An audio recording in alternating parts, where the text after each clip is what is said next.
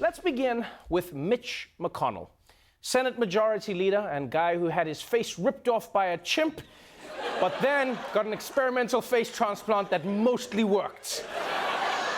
You may remember, back in 2016, McConnell blocked President Obama from appointing Merrick Garland to the Supreme Court because a president shouldn't get to fill a Supreme Court seat in an election year. But now that Donald Trump is president, McConnell says players gotta play. Senate Majority Leader Mitch McConnell is raising some eyebrows this morning for comments that he made during a luncheon in Kentucky yesterday. McConnell was asked what would happen if a Supreme Court seat opened up in the lead up to the 2020 presidential election. Supreme Court justice is decided next year. We'd fill it.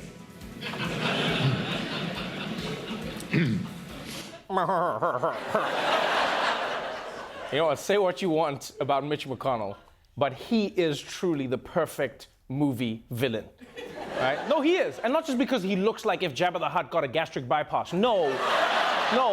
It's because, like, look at how he did it. He took a sip of his drink, and then he just revealed his evil plan. Then he gave a creepy-ass smile. This is classic movie villain. I'm surprised he didn't end the press conference by turning into a cloud of bats. Like, it's also funny because, like, when a villain does this in a movie, we're always like, you idiot, why would you reveal your plan? Now the good guys can stop you. But in real life, we're just like, aha, now we can stop him. We just need 50 votes in the Senate to, wait, who's got the votes? That's right, I can do what I want, bitch. And the worst part is, Mitch McConnell lives so deep in Senate procedure that it's not easy to explain to people why his plan is so evil, right? The other people are easy to explain. Like normal villains, you can just be like, why is he evil? Oh, he eats children. But with Mitch, it's like, why is he so evil, Trevor? It's like, okay, so historically, the Senate has been defined, right, has defined its mandates as advice and consent, and it's just like, hey, where you going? Moving on. The abortion battle in America continues to heat up. Alabama passed an abortion ban, and now there's a lawsuit that has been filed to block it. Missouri is trying to shut down its only abortion clinic, and people are rallying to keep it open. And over in Georgia, its new anti-abortion law has earned it a powerful enemy. Netflix is vowing to rethink its entire investment in Georgia if the state's recently passed abortion law goes into effect. The streaming giant also plans to work with the ACLU to fight the measure in court. Several other film and production companies have also threatened to pull out of Georgia because of the law. Yeah, of course they're going to pull out. You don't have access to abortion. That's one of your only options now. And you know, I know Netflix wants people to think it's doing this out of principle, but remember, this law would affect their business. It is hard to Netflix and chill when chilling has become so much more risky. Chill is 70% of Netflix, my friends. Yeah. I'm actually surprised that they don't have a movie category called background shows for boning, just for that. There should be some. And I respect what Netflix is doing, but I feel like they might not have a big enough show right now to be making those demands, you know? Because if, like, Game of Thrones had come in and been like, hey, before we air the last season, we want America back in the Iran deal, shit would have happened. Yeah. Trump would have been on the next plane to Tehran like, we've got to save Jon Snow. He's the only one who loves walls as much as me.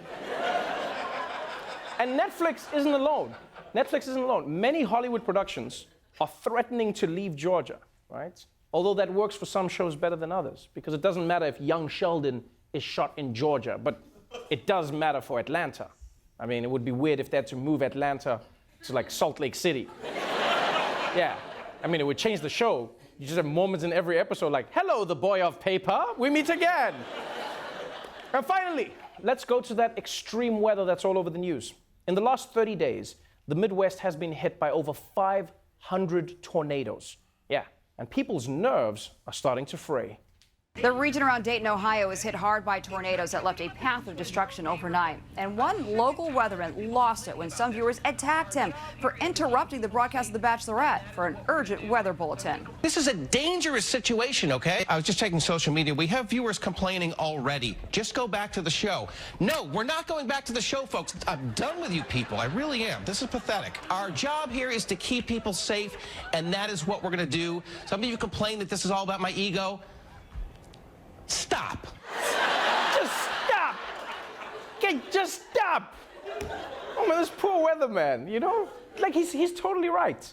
Think about it. These people are busy bitching about like missing a bit of the Bachelorette when tornadoes are coming at their house. No wonder he's mad. Although, I don't think you should get mad, Mr. Weatherman. You know what you should just do? You should just find out where these people live and then just give them incorrect weather reports. Yeah. Just be like, there's lightning everywhere except near Bill Peterson's house. It's great there. Go outside with an aluminum bat, Bill. See what happens.